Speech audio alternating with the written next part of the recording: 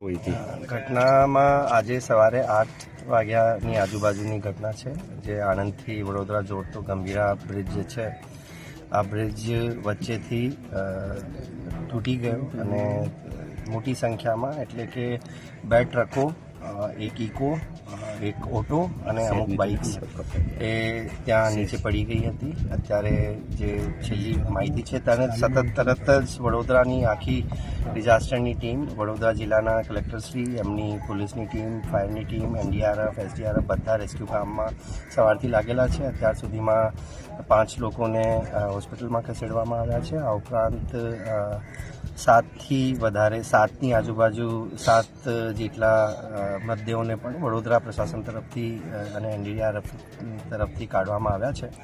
Rescue operation ચાલુ છે. તંત્રની ફર્સ્ટ પ્રાયોરિટી આવા કોઈ પણ દુર્ઘટનામાં રેસ્ક્યુ ઓપરેશન હોય છે. અત્યારે વડોદરા જિલ્લા તરફથી તમામ રેસ્ક્યુ ઓપરેશન ચાલુ છે. આણંદથી પણ આપણે, કેમ કે અહીંયાથી વ્હીકલ અવર જવર થતા હોય છે, આણંદથી વડોદરા માટે, સૌરાષ્ટ્ર જવા માટે એક આ ઇમ્પોર્ટન્ટ રસ્તો છે, તો આપણે જાહેરનામા બહાર પાડ્યા છે જે ઓલ્ટરનેટ આપવા માટે વાસદથી ઓલ્ટરનેટ કીધું છે.